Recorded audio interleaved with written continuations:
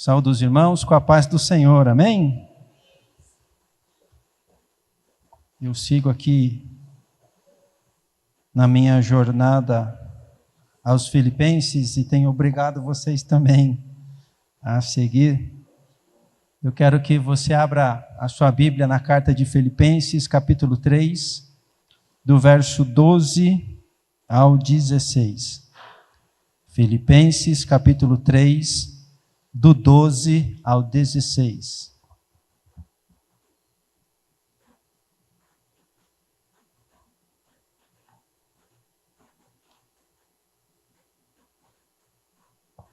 Amém? Todo mundo achou? A palavra de Deus nos diz assim: não que eu já tenha obtido tudo isso, ou tenha sido aperfeiçoado, mas prossigo para alcançá-lo, pois para isso também fui alcançado por Cristo Jesus. Irmãos, não penso que eu mesmo já o tenha alcançado, mas uma coisa faço, esquecendo-me das coisas que ficaram para trás e avançando para as que estão adiante, prossigo para o alvo, a fim de ganhar o prêmio do chamado celestial de Deus em Cristo Jesus. Todos nós que alcançamos a maturidade, devemos ver as coisas desta forma. E se em algum aspecto vocês pensam de modo diferente, isso também Deus lhes esclarecerá. Então somente vivamos de acordo com o que já alcançamos. Amém? A igreja pode se assentar. Eu quero dar um tema à mensagem dessa noite, que é: prossiga para o alvo. E eu quero começar, irmãos, falando sobre a leitura da palavra. Aí na sua Bíblia, se você trouxe ela, possivelmente haverá uma separação no texto, bem no versículo 12. Talvez um títulozinho em negrito. Aqui na minha está escrito, prosseguindo para o alvo. Não sei como é que está na sua. Mas o que isto significa? Significa que vai começar uma nova história ou que vai começar um novo parágrafo. E é importante a gente notar essas divisões do texto, porque elas trazem para nós muitos detalhes importantes. Só que às vezes nós precisamos dar uma olhadinha em mais alguma coisa para poder entender o que o texto está dizendo. Por exemplo, no texto que nós lemos, o Paulo começa dizendo o seguinte: não que eu já tenha obtido tudo isso. O que é tudo isso? Do que ele está falando? Então entendam comigo a importância da gente saber ler a Escritura. Porque muitas vezes, irmãos, as pessoas pegam um texto assim e já saem falando ou já saem entendendo uma doutrina, uma verdade, e muitas vezes isso traz um engano para a nossa vida. O que será que é tudo isso que Paulo está querendo falar? E eu queria que você voltasse comigo uns versículos, lá no início do capítulo 2, onde Paulo começa a mostrar o que é tudo isso. Paulo começa o capítulo 3 dizendo o seguinte: alegrem-se no Senhor. Escrever para vocês as mesmas coisas não é cansativo para mim e é uma segurança para vocês. Então ele começou uma história agora. E aí ele começa o versículo 2 e o versículo 3 dizendo para que a gente tenha cuidado. Cuidado com o quê? Cuidado com os cães, com os que praticam o mal e com a falsa circuncisão. Cães nas Escrituras não é os animaizinhos que a gente tem em casa. Cães é um apelido, vamos assim dizer, dado a um grupo de pessoas que são considerados impuros. Por que disso? Porque os cachorrinhos, esses que nós amamos hoje em dia, né? Lá naquele tempo, eles não eram tão bem vistos assim. Você jamais viria a um lugar onde uma casa, onde um cachorrinho dorme na cama do seu dono, aonde ele transita dentro da casa. Os cachorros, os animais, eles eram considerados animais impuros, animais contaminados, porque viviam na sujeira, viviam remexendo, né, para encontrar comida. Os judeus do tempo lá, né, de Paulo, um pouquinho antes, eles atribuíram esse apelido ao povo gentil. Por quê? Porque o povo gentil não era puro. O povo gentil não se purificava. O povo gentil comia alimentos impróprios. O povo gentil era um povo que, é melhor ficar do lado de fora. No templo, quando as pessoas iam adorar a Deus, tinha o pátio dos gentios e tinha um pátio mais adentro, que era dos judeus. Porque os gentios podiam até adorar a Deus, mas assim, separado de nós. Porque vocês são um povo impuro. O Paulo traz para nós aqui a utilização desse termo, mas não mais se referindo aos gentios, porque os gentios são a igreja. Paulo inverte agora essa afirmação e volta ela para os judeus. O que estava acontecendo na igreja? A primeira grande disputa da igreja foi: a igreja precisa guardar o Antigo Testamento, as leis, as normas, ou a igreja é uma nova etapa, uma nova fase, uma nova história, né, do povo de Deus? Mas havia um grupo que insistia de que as pessoas primeiro elas deveriam se tornar judeus, guardar o sábado, circuncidar, né, não ter aquela alimentação de carne de porco, frutos do mar, uma série de outras coisas. Enfim, guardar 603 ou 606, eu nunca lembro o número, mandamentos. Se você quer adorar Jesus, tudo bem, mas você precisa guardar tudo isso. Esse foi o primeiro grande problema que a igreja enfrentou. E essas pessoas perseguiam Paulo. Perseguiam aqueles que afirmavam que a salvação é pela graça, a salvação não é mais pelo cumprimento da lei. Paulo está dizendo então para os filipenses que estavam longe dele: tomem cuidado com os cães, tomem cuidado com os que praticam o mal, tomem cuidado com a falsa circuncisão. E aí ele continua: porque a circuncisão verdadeira somos nós, que adoramos a Deus no Espírito, ou pelo Espírito, dependendo da tua tradução, que nos gloriamos em Cristo Jesus e não temos confiança alguma na carne. O que isso quer dizer para nós? A adoração mudou. No Antigo Testamento, quando alguém queria adorar a Deus, o que ele fazia? Ele trazia uma ovelha, um novilho, uma pombinha e oferecia em sacrifício.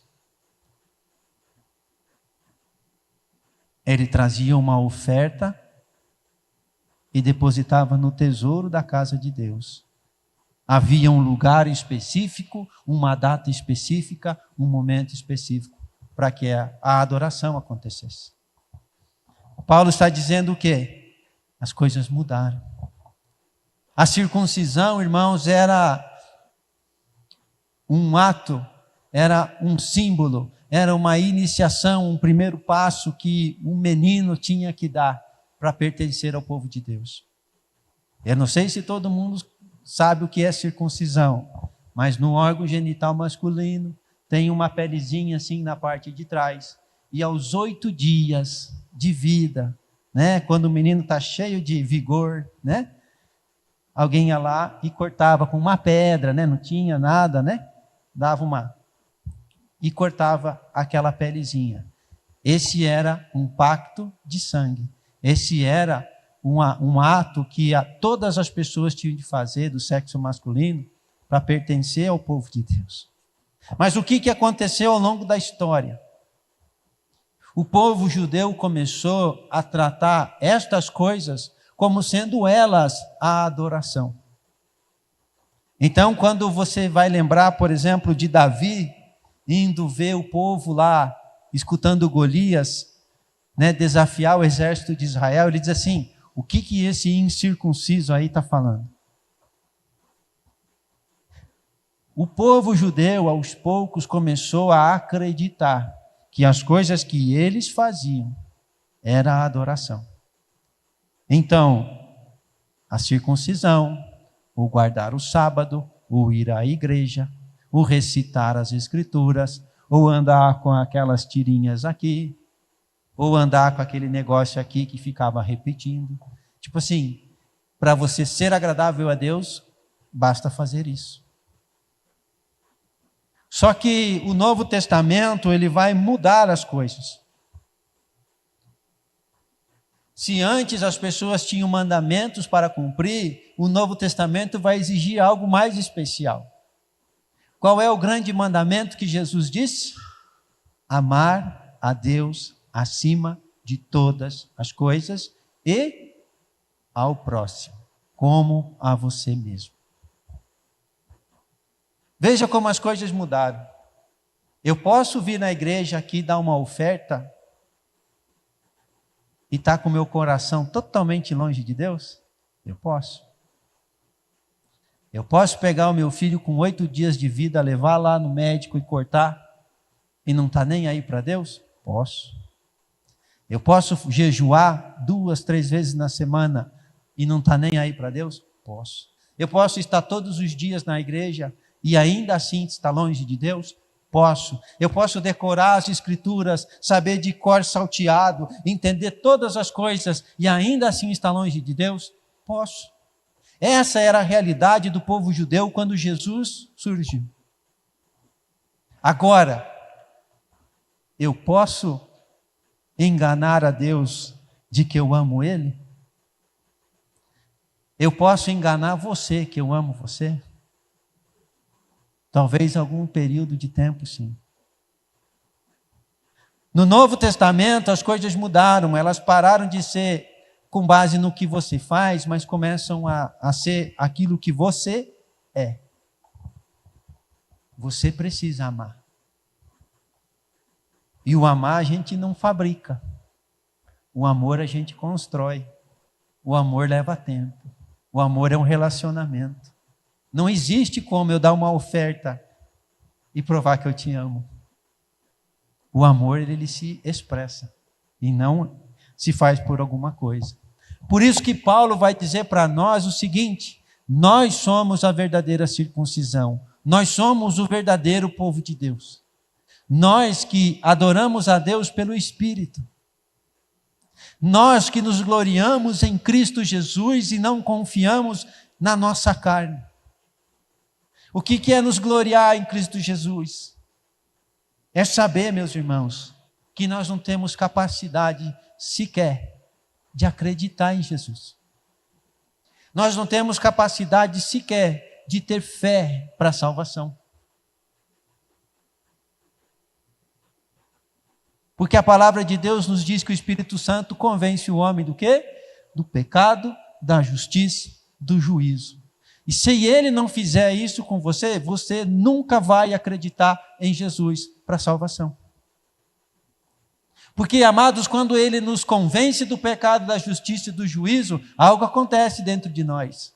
E nós mudamos de atitude de uma hora para outra. Então nós não podemos enganar Deus indo na igreja. Porque se não houver essa transformação no nosso interior, a gente pode continuar indo na igreja e vai passar a eternidade longe de Deus. Então Paulo começa dizendo o seguinte: nós somos a verdadeira circuncisão, nós somos o verdadeiro povo de Deus, que adoramos pelo Espírito, que nos gloriamos em Cristo Jesus e que não confiamos na carne. E aí ele completa: embora eu tivesse razões para confiar na carne. Por quê? Porque esse Paulo era alguém acima da média. E aí ele traz algumas características aqui interessantes. Ele diz o seguinte: eu circuncidado no 8º dia, pertencente ao povo de Israel, à tribo de Benjamim, verdadeiro hebreu. Talvez na sua Bíblia vai estar hebreu de hebreus. O que essa informação quer dizer? Eu sou um judeu puro. Lembra quando o povo lá em Samaria se misturou com os povos que não deveriam se misturar e tiveram filhos, filhas e se casaram? Aquele povo, o reino do norte, foi expulso. Aquele povo do norte deixou de ser considerado judeu.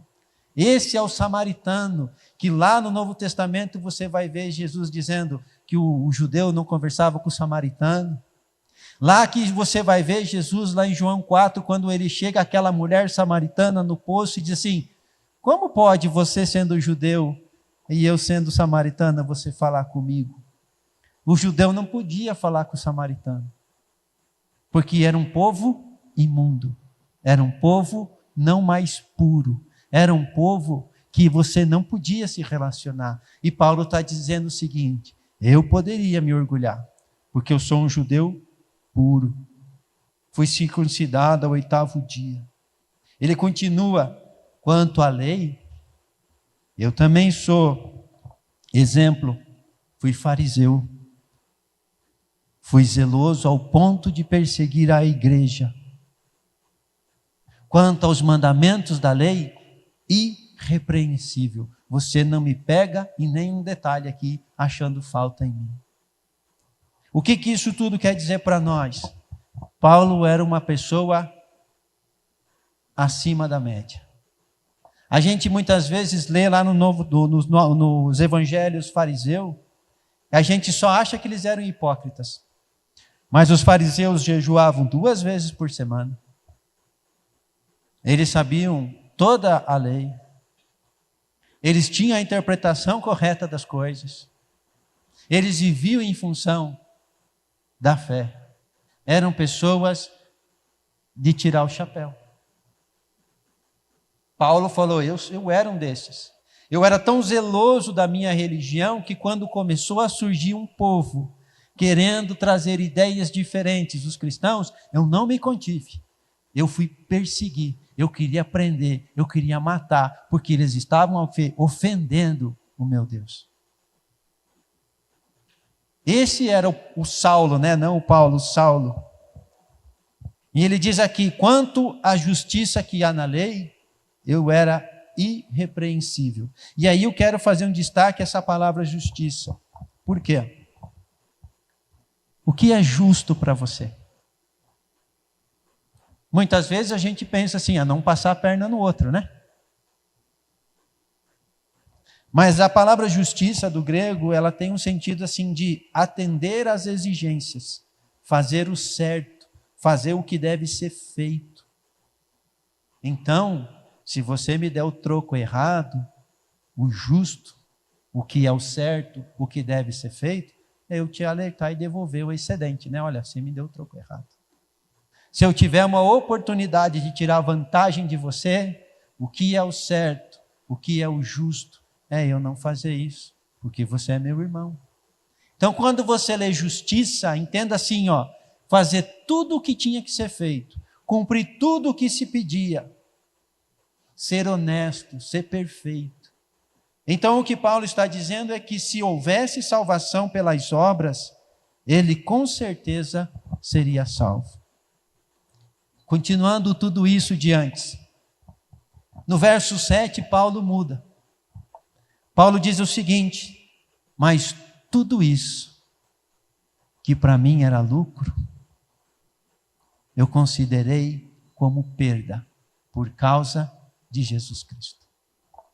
Paulo tinha um futuro brilhante pela frente. Paulo ia ser um grande homem da da religião judaica. Mas um dia, ele teve um encontro com Jesus. E o mundo mudou para ele naquele instante. Tudo aquilo que era o tesouro dele perdeu o valor. E algo tomou o lugar disso. E aqui, irmãos, eu quero chamar a sua atenção, porque é essa a transformação que Jesus faz nos nossos corações. É essa a mudança que Ele faz na nossa vida, o dia em que nós nos encontramos com Ele de verdade.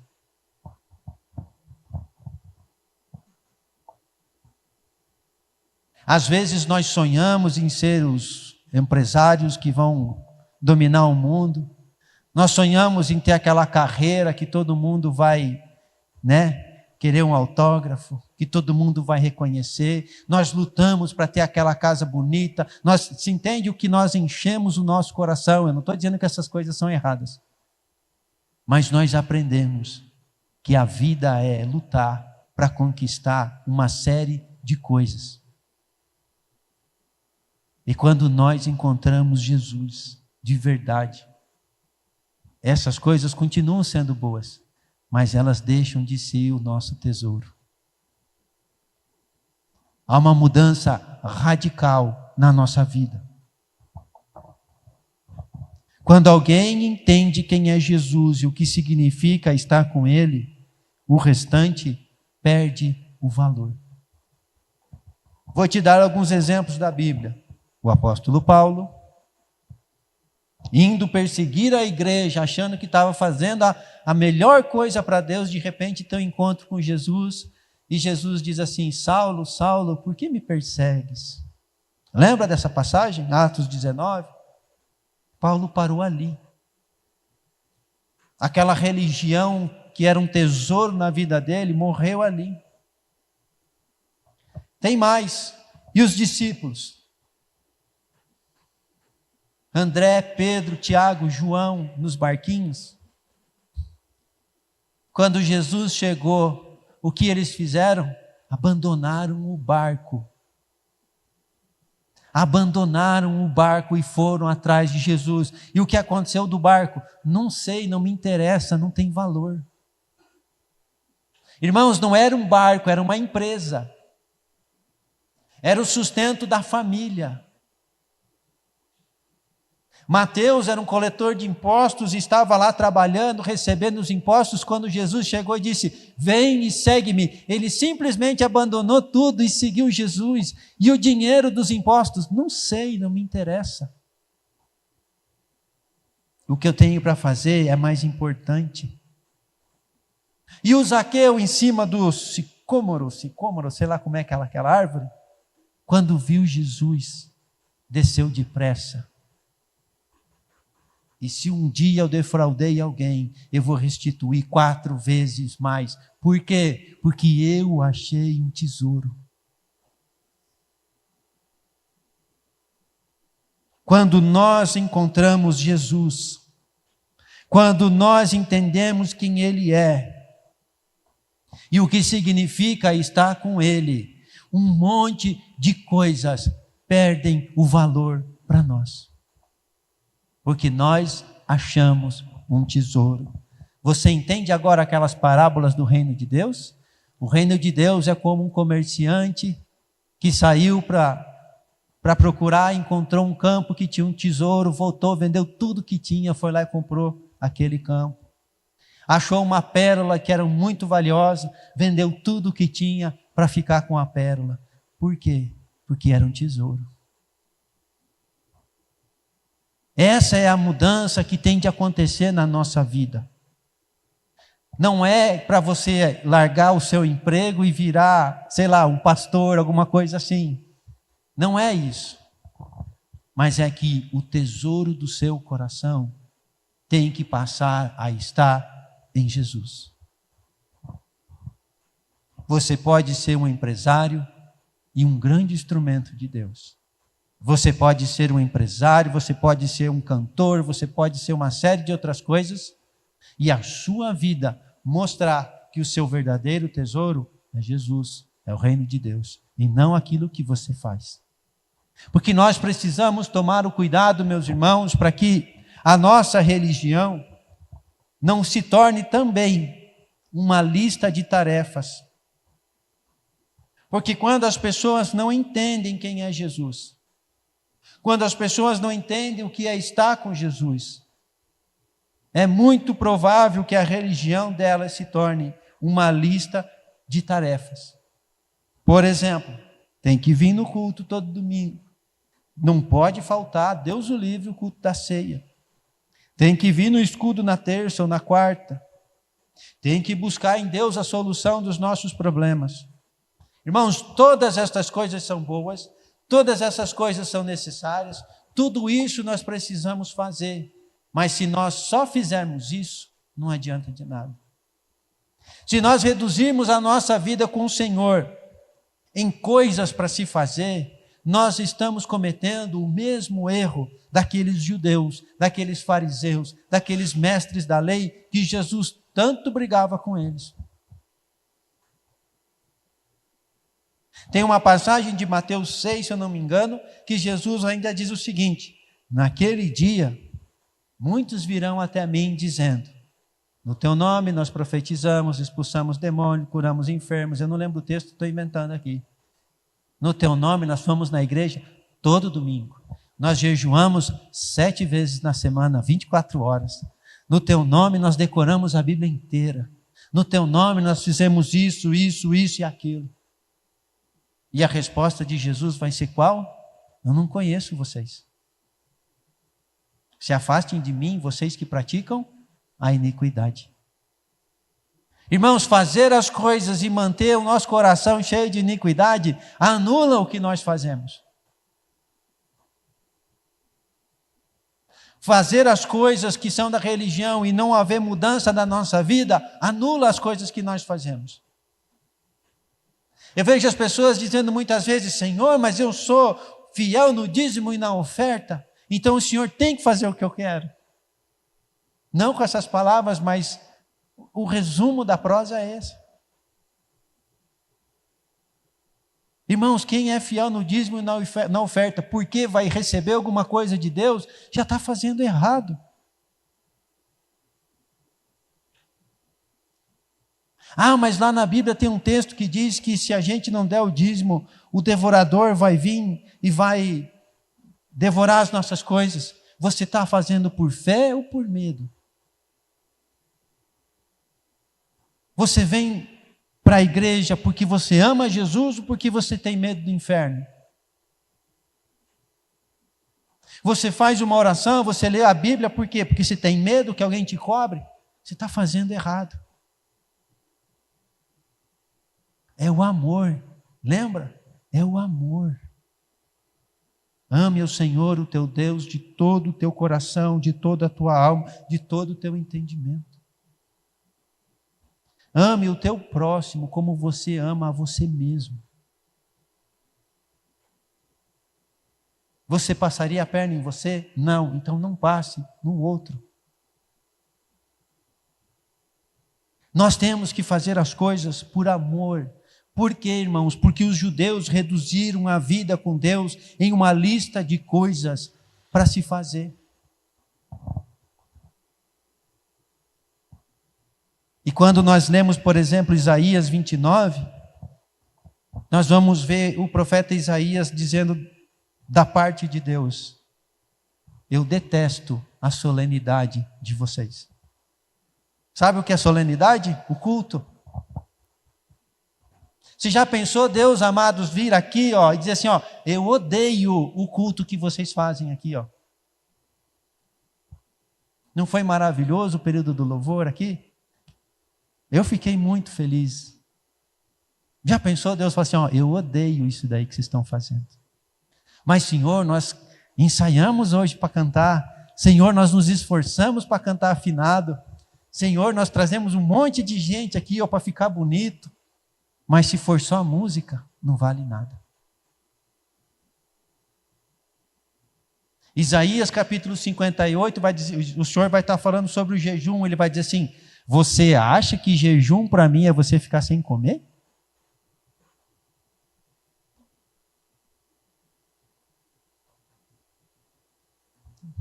Jejum tem que levar você a parar de fazer o mal, de praticar o pecado.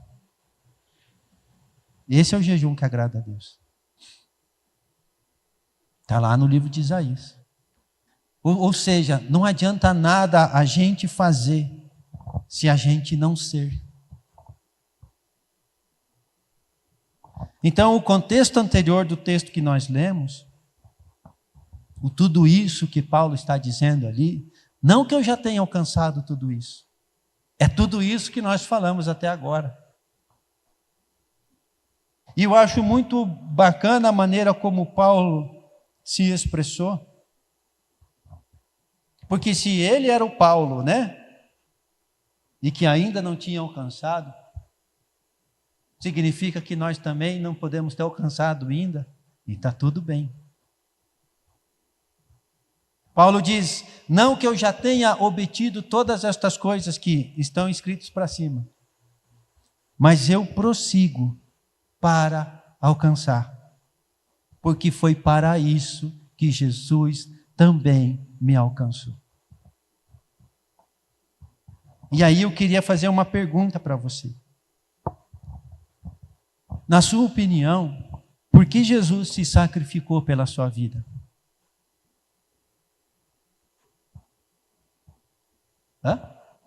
Por amor. Por amor. Jesus se sacrificou só para te salvar?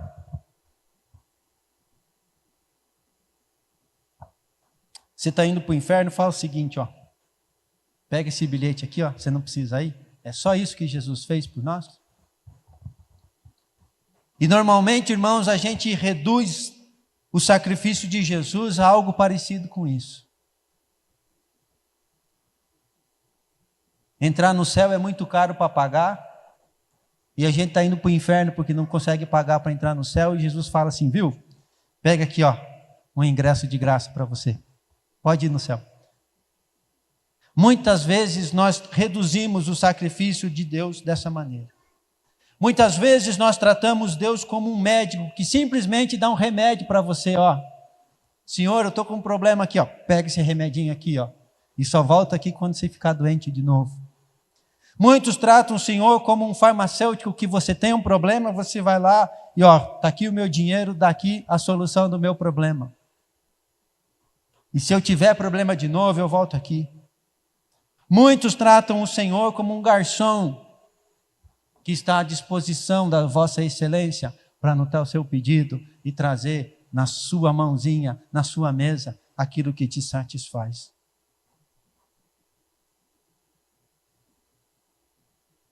O que esse texto quer dizer para nós é que o Senhor Jesus morreu também para que você e eu alcançássemos a perfeição. 1 Pedro 3,18 diz que Jesus morreu por nós, para nós podermos estar com Ele.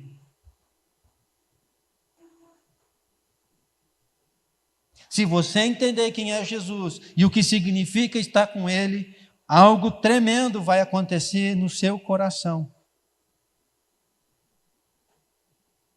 Você vai mudar, mas não sou eu que tenho de falar isso para você, é o Espírito Santo. Esse é o encontro com Jesus, esse é o dia da sua conversão. Jesus morreu para que você fosse perdoado, sim, mas para que você também pudesse estar com Ele, porque como a Jane disse, porque Ele te ama. Ele não quer te dar só um remedinho para passar a sua dor. Ele não quer só dar um remedinho para você ficar felizinho mais uns 6 meses e depois ir pedir para Ele de novo a mesma coisa. Ele quer estar com você. E assim como Ele quer estar com você, existe alguém que deseja que você não esteja com Ele. O inimigo das nossas almas agiu lá no paraíso, tirando Adão e Eva da presença de Deus. E essa mesma criatura infeliz continua agindo para separar você e eu da presença de Jesus. E você sabe como ele faz isso, irmãos? Mostrando que o tesouro que nós abandonamos ou deveríamos ter abandonado, continua valendo muito. Ele faz isso fazendo com que a gente acredite que Jesus morreu na cruz para nos dar aquele tesouro que o mundo inteiro almeja. Que enquanto o mundo inteiro tem que trabalhar e estudar, nós podemos ganhar as coisas orando, porque nós somos o povo de Deus e eles não são. O inimigo quer tirar você de junto de Jesus. Se você entender isso, irmãos, muita coisa muda na sua vida. Muita coisa muda na sua vida. Muita coisa perde o valor, mas muita coisa ganha um valor extraordinário, acima de todas as coisas, ao ponto de que, se for necessário morrer para eu estar com Jesus, que eu morra. Essa foi a vida dos apóstolos. Essa é uma das maiores provas de que Jesus de verdade ressuscitou, porque aqueles homens preferiam morrer por causa da ressurreição de Jesus, do que ser afastado da presença dele. Tem um livro chamado, esqueci o nome agora, mas é sobre mártires, só fala de morte, mas eu acho bacana. Não, é mártires, alguma coisa assim. É sobre o que acontecia com os cristãos no período ali do Império Romano. Irmãos, sabe aquele cara lá que dá a machadada para cortar o pescoço do condenado?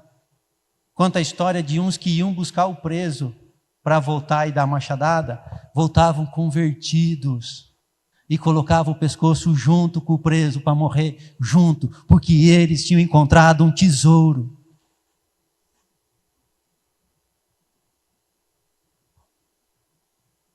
A vida dessas pessoas mudou de tal maneira assim, porque elas encontraram um tesouro.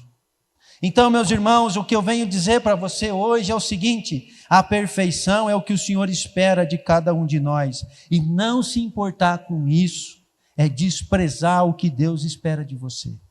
Mateus capítulo 5, verso 48 diz o seguinte: portanto, sejam perfeitos como é perfeito o Pai Celestial de vocês. 1 de Pedro, capítulo 1, verso 13 ao 16, diz o seguinte: por isso, preparando o seu entendimento, sejam sóbrios e esperem inteiramente na graça que lhes está sendo trazida na revelação de Jesus Cristo. Como filhos obedientes, não vivam conforme as paixões que vocês tinham anteriormente. Sabe aquilo que você valorizava? Sabe aquilo que mexia com o seu coração? Não vivam segundo as paixões que vocês tinham anteriormente, quando ainda estavam na ignorância. Pelo contrário, assim como é santo aquele que os chamou, sejam santos vocês também em tudo o que fizerem, porque está escrito uma coisa importante, que é o quê? Sejam santos, porque eu sou santo. Há um texto no livro de Hebreus, no capítulo 14, se não me engano, que diz o seguinte: sem santidade ninguém verá o Senhor. Então não vai adiantar eu e você ir lá naquele dia dizer: Senhor, mas eu fui pastor lá naquela igreja. Senhor, eu decorei a Bíblia. Senhor, eu fiz jejum várias vezes. E Jesus vai olhar para mim e vai dizer o quê? Sem santidade ninguém verá o Senhor. Afasta-se de mim, você que pratica a iniquidade. A iniquidade ser praticada é um ato de quem não é santo. E sem santidade ninguém verá o Senhor. Mas eu quero te dar a pior notícia dessa noite. Você precisa ser perfeito, mas isso não está ao seu alcance. E agora, quem poderá nos defender?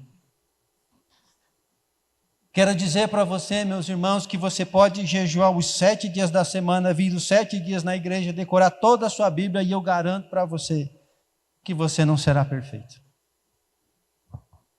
A perfeição, meus irmãos, é uma obra da graça, fruto do relacionamento com Deus. Vou falar de novo para vocês. A perfeição é uma obra da graça, é fruto do relacionamento com Deus. Se você não se relacionar com Deus, você não vai ser aperfeiçoado por Ele. Você vai ser daqueles que Ele não conhece. Por isso, amados, que você vai ver sempre as pessoas aqui dizendo: leiam a palavra de Deus, se envolvam com as coisas de Deus, busquem a Deus. Não para você decorar a Escritura, mas para você ver na Escritura a vida que você leva e não deveria. Para você ver na Escritura quem você é e não deveria. E aí você pode orar e dizer: Senhor, eu me achei culpado aqui, ó. Tem misericórdia de mim. Muda a minha vida, muda o meu coração, muda esse jeito meu de ser, que me afasta de você, que me mantém longe de você. Então Paulo diz: prossigam, irmãos, para esse alvo. Prossigam para alcançar aquilo que Jesus lutou para alcançar você. A palavra que eu tenho para você hoje é progredir, prosseguir, ir adiante. Para onde? Para a perfeição, para a semelhança de Jesus. Se isso não ocupa o seu coração e os seus pensamentos, irmãos, tem algo de errado. Se você não sente a necessidade de mudar algo para ser mais parecido com Jesus, tem algo de errado. Talvez você está sendo enganado. Quero dizer para você que a igreja local, que é essa instituição aqui, só existe por uma razão. Você sabe qual é? Ajudar você, ajudar a todos que chegam aqui, para que todos nós alcancemos a unidade da fé, o conhecimento do Filho de Deus, para que todos nós cheguemos à maturidade, atingindo a plenitude da estatura de Cristo. Ou seja, para que eu e você sejamos iguais a Jesus. É só para isso que tem a igreja, porque se não fosse para isso, você podia ficar na sua casa, eu ficava na minha, cada um lia a Bíblia e orava lá na casa e estava tudo certo. Mas Deus capacitou alguns com algumas coisas, capacitou outros com outras coisas, para quê? Para que você seja aperfeiçoado, para que eu seja aperfeiçoado. Aonde eu sou fraco, você é forte, você me ajuda. Aonde você é fraco, eu sou forte, nós nos ajudamos, nós crescemos juntos. A igreja só serve para isso. Só que nós muitas vezes criamos, um palácio, um negócio que eu vou lá e Deus vai resolver os meus problemas. Então, irmãos, como é que nós seguimos para a perfeição? Olha o que Paulo diz, verso 17. Irmãos, sigam unidos o meu exemplo e observem os que vivem de acordo com o padrão que lhes apresentamos. Como é que eu vou aprender como é um cristão de verdade se eu não conviver com os cristãos de verdade? Se eu me envolver com quem não é um cristão de verdade? Paulo diz: uma coisa eu faço, me esquecendo das coisas que ficaram para trás, eu prossigo para alcançar as que estão adiante de mim. Eu preciso de mudança na minha vida. E no capítulo 4, verso 28, para mim, assim, é a maior prova de como é a mudança que o Evangelho tem de fazer na nossa vida.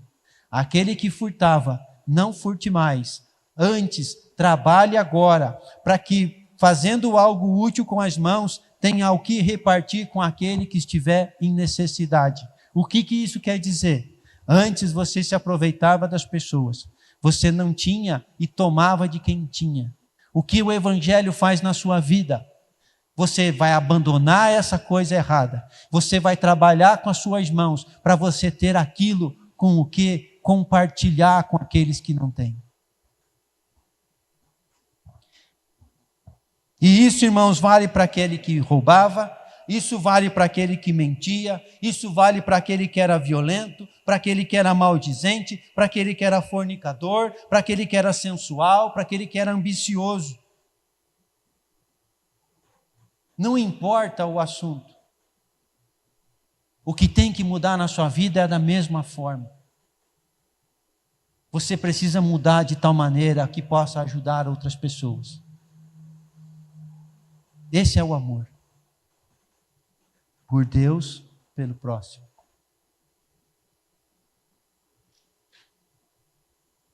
Jesus precisa reinar no nosso coração, irmãos. E eu quero terminar aqui lendo um texto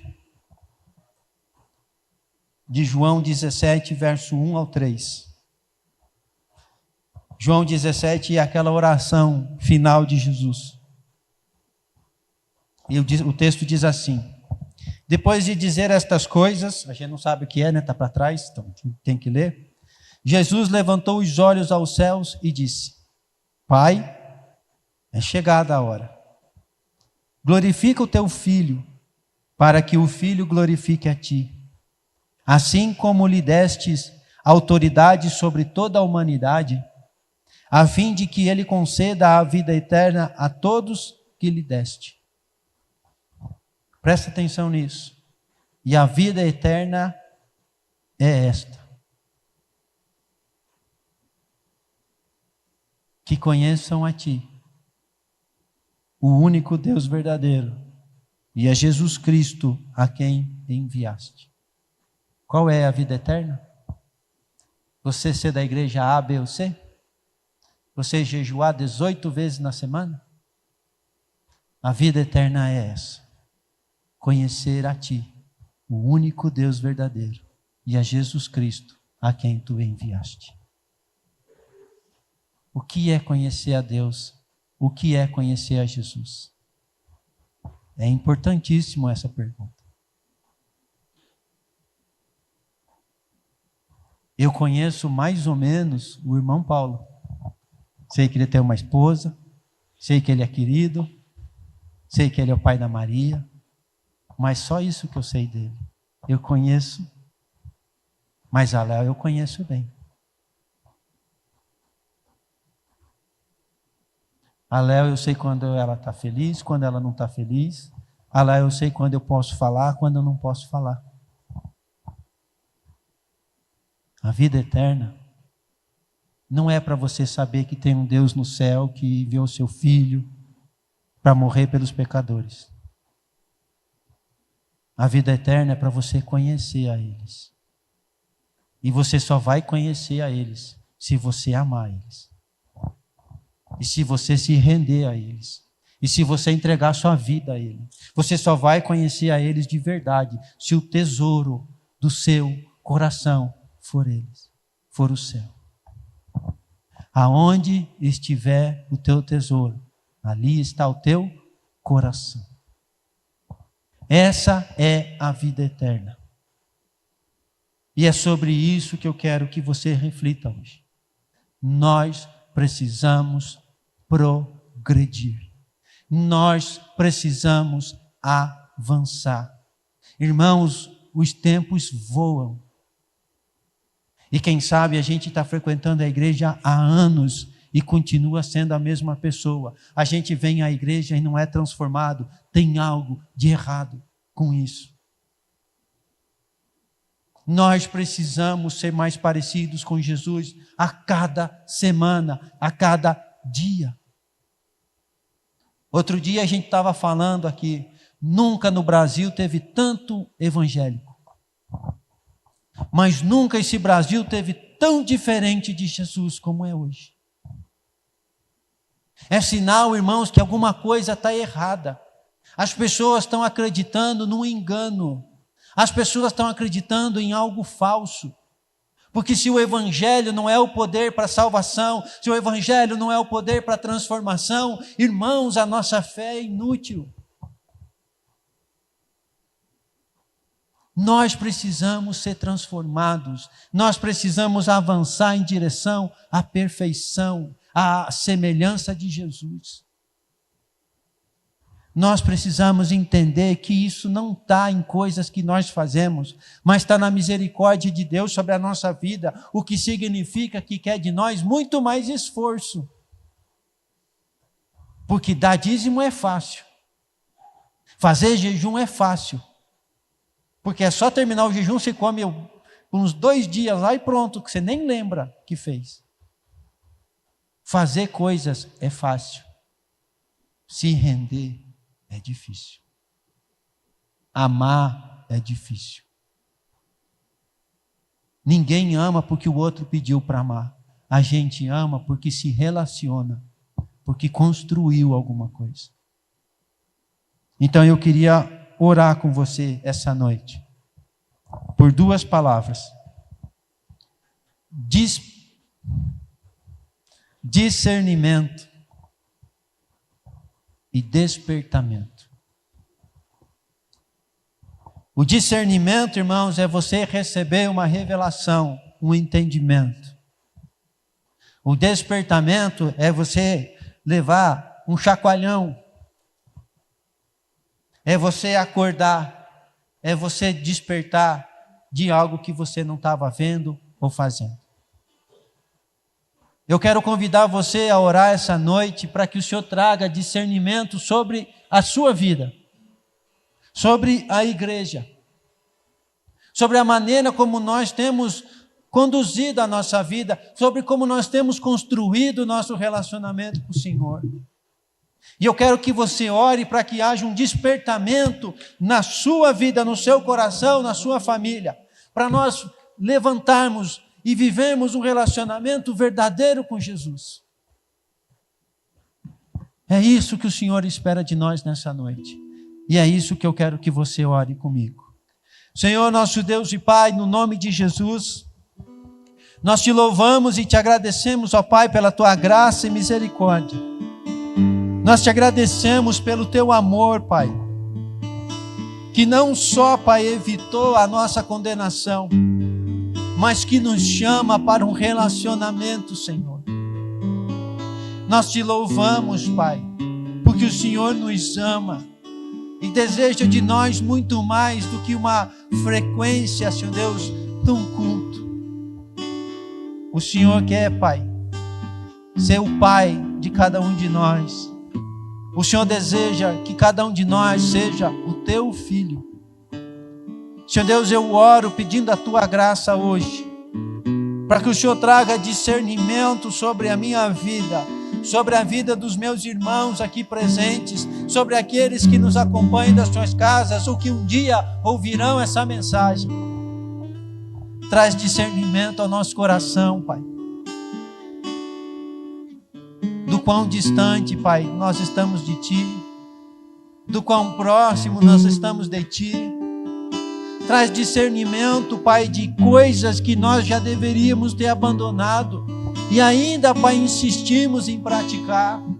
Traz discernimento, Pai Santo, de coisas que nós valorizamos tanto, Senhor, mas que nos afastam de Ti, Pai. E traz sobre nós, Pai, a cura, Senhor. Traz sobre nós o despertamento, Pai, que nós precisamos para crer, que nós precisamos para nos arrepender, que nós precisamos para nos mexer, que nós precisamos, Pai Santo, para ter uma atitude diferente, que nós precisamos, Pai, para ser como foi lido hoje, o sal da terra, a luz do mundo. Traz sobre nós o despertamento para que nós sejamos tuas testemunhas, para que nós sejamos os teus discípulos, para que nós sejamos, Pai Santo, aqueles que são enviados por Ti hoje, para levar essa mensagem que tem o poder, Pai Santo, de salvar e de transformar as pessoas. Começa em nós, Pai, uma revolução nessa nação. Começa em nós, Pai, uma transformação da nossa cidade, uma transformação das nossas famílias, das famílias, Senhor Deus, dessa cidade. Começa em nós uma obra, Pai, que este mundo não pode parar, Senhor. Começa em nós, Senhor Deus. Começa nos quebrantando, ó Pai, para que nós possamos Te servir, Pai, com fidelidade, para que nós possamos te amar, Pai, acima de nós mesmos, acima da nossa própria vida. Se tem alguém, Pai, que se sente distante de Ti hoje, eu oro pedindo que a Tua graça hoje traga a ele um chamado, Senhor. Um chamado para entregar, Senhor Deus, a vida, Pai, a Ti, Senhor. Que no coração dessa pessoa aquele o desejo da Tua presença, o desejo de estar contigo. Eu oro e eu abençoo, Pai, cada um daqueles que aqui estão e daqueles que estão nos ouvindo, Pai. Estende as Tuas mãos, Senhor, e opera a salvação e a transformação, Pai, nas nossas vidas. Assim eu oro e te agradeço, em nome de Jesus. Amém.